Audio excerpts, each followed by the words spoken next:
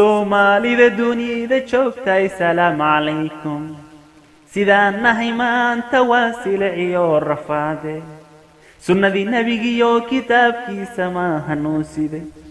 subxaankiisiduu inoo faray lama samayne dhaqankiisu bana waa kani la saydhe sidee damacdeen saciira naga dambayse alla surwaalkii wakaa la siiboo sinaa laga riday surwaalkii wakaa la siiboo sinaa laga riday sidani baa dheelaya maansitii ciyaarta sideed saacdaa washuu u socdaa u dhelmane saxaabigii nabiga saaxiibkii ahaa iyo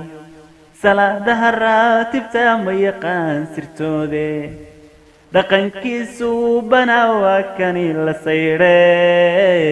sidee damacdeen saciira naga dambayse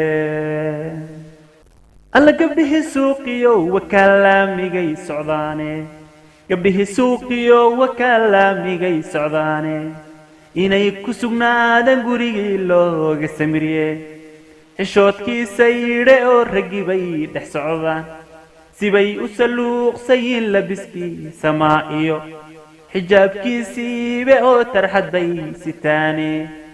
dhaqankiisu bana waa kani la saydhe sidee damacdeen saciira naga dambayse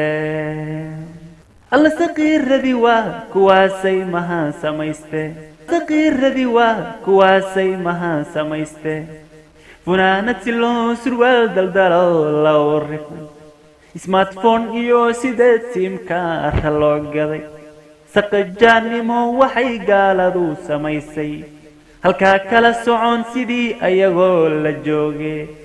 samaantiyo waanaday waalidiintu siiyaan siday tahay looma qaatoo kala safweeye kitaabkiisu bana waa kani la saydhe sidee damacdeen saciira naga dambayse alla madaxdii sare mas-uulkuu shacabka soo diray madaxdii sare mas-uulkuu shacabka soo diray